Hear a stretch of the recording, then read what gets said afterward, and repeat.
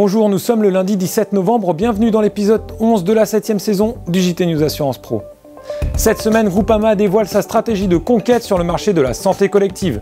Nous reviendrons également sur la stratégie d'AXA France en matière de numérique avec le lancement d'une seconde phase. Ce JT sera placé sous le signe de la stratégie. Et nous commençons avec Groupama qui dévoilait cette semaine son ambition en matière de santé collective et surtout son organisation pour s'appuyer sur différents réseaux en fonction des cibles de marché. Le besoin n'est pas le même quand on est face à des réseaux experts. Le besoin, c'est justement de leur apporter un bagage le plus complet possible, une expertise la plus réactive possible pour qu'ils puissent répondre aux besoins typiquement de la grande entreprise.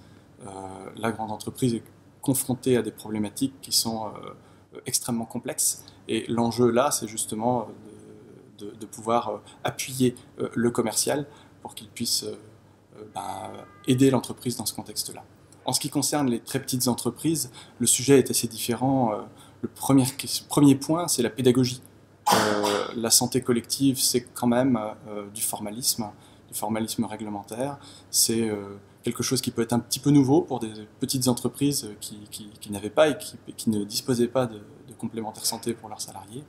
Et donc le sujet là, c'est de vulgariser au maximum le bagage, de faire preuve de pédagogie et de standardiser, d'automatiser au maximum pour que justement, là aussi, le commercial, qui est la plupart du temps un généraliste de l'assurance, qui vend de la collective, mais en même temps qu'il vend de l'assurance de biens et de responsabilité, eh bien, puisse, là encore, être apporteur de solutions pour le chef de toute petite entreprise avec lequel il est en contact. On a mis en place notre offre ANI compatible au mois de juillet 2013, et donc on a maintenant un petit peu de recul. Et puis on a également déroulé donc, dans l'ensemble de nos réseaux de distribution une démarche de distribution, une démarche adaptée aux enjeux des clients de ces réseaux. Et on constate aujourd'hui une forte croissance de la production sur les affaires standards. Donc c'est plus 70% pour Gain Assurance et plus 100% pour les caisses régionales. Tous les organismes fourbissent actuellement leurs armes en santé collective, un sujet sur lequel nous reviendrons prochainement. De son côté, AXA France a justement annoncé avoir vendu récemment son premier produit ANI en ligne la semaine passée. Nicolas Moreau, PDG d'AXA France, revient donc sur la poursuite de la stratégie numérique de l'assureur. Une fois que l'environnement digital est créé, on a beaucoup d'applications qui existent aujourd'hui. C'est des applications sur lesquelles on a des clients. 54 000 clients ont téléchargé Mon AXA et l'utilisent quotidiennement. L'objectif pour nous maintenant, c'est de monter à 500 000 clients qui utilisent Mon AXA régulièrement.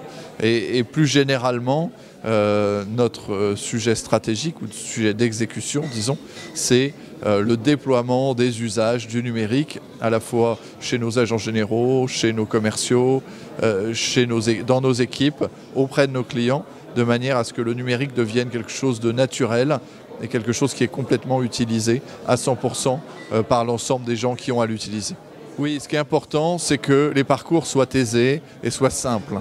Si on pose 40 questions à un internaute en ligne, très vite il se décourage et il interrompt son parcours Internet.